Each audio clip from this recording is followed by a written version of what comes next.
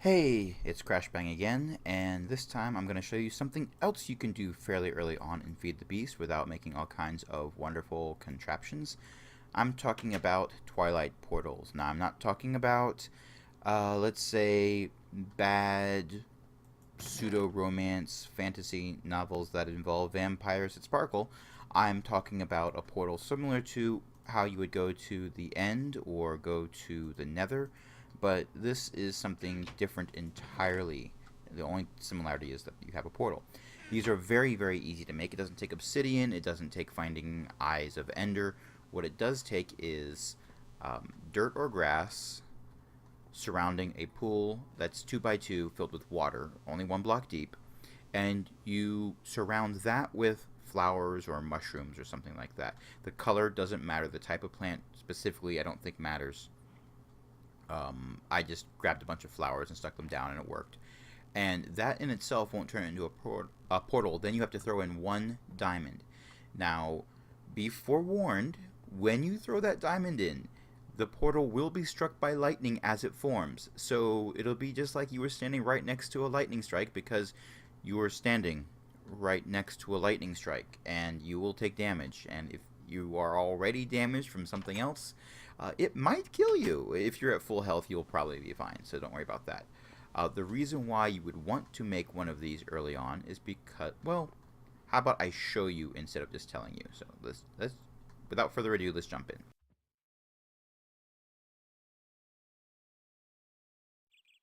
Okay, here we are in the Twilight Zone. That's not the actual name, but I'm going to call it that from now on. It's called Twilight because it is perpetually twilight. It doesn't have a sun. It doesn't get lighter or darker. It just stays at this light level no matter what. So you don't need to worry about night falling, but don't expect day to break either.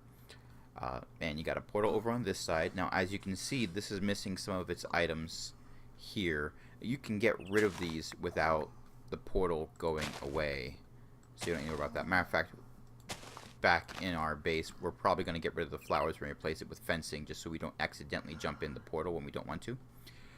What makes this such a nice area is there's some items that only exist here. There's some mobs that only exist here.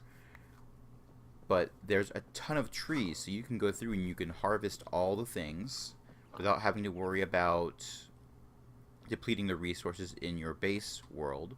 So you can make like huge strip mines and whatnot. There's more ores here than there are in a base vanilla game of Minecraft. So it's better to mine here than it is to mine back home. That you don't need to worry about ruining the aesthetics of wherever you're building at home.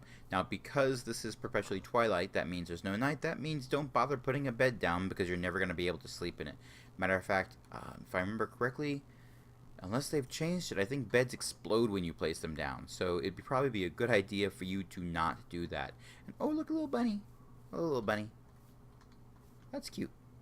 Okay, I have no idea why bunnies are here and if they're good for anything. I should probably look that up. So we got huge mushrooms. We got giant trees.